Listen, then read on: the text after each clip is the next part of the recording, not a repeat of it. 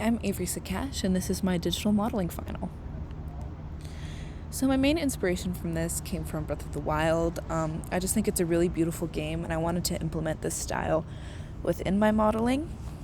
I also wanted to take some inspiration from Ghibli-esque styles, but it didn't really work, and I'll show you later why. So my process, I decided that I wanted to focus on environmental modeling and building. And I was interested in maybe doing a little bit of animation, but I ended up deciding on a series of rendered images as my final.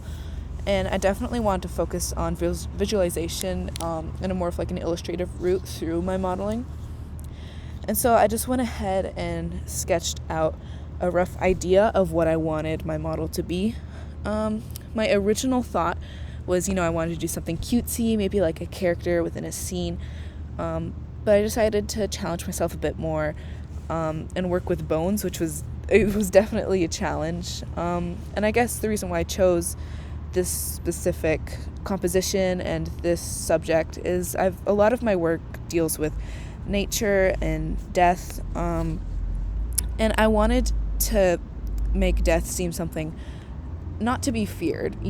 I wanted it to be more gentle, so I chose dog skeletons in a field of flowers. And so you can see the start of my modeling on the left, which very rough. And then I moved into more building off of that into making the actual bones.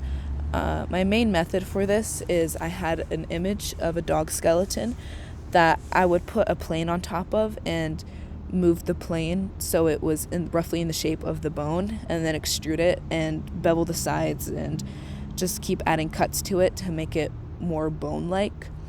I feel like this gave me a more low poly style, which I enjoy. There definitely could have been other ways to do this that would have probably given me a more realistic style, but again, that wasn't really what I was going for. So some trial and error. This is where I was talking about the Ghibli-esque. I wanted a very painterly type grass, but the issue is this: I had to use procedural images in my texturing, and that doesn't cast shadow, so it looked really bad when I rendered it.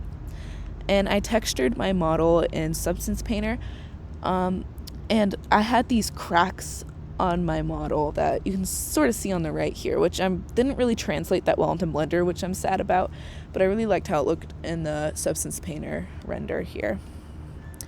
And then I just went in and made some environmental assets, and since my painting grass didn't really work, I just went ahead and made a singular grass model that I used through hair particles.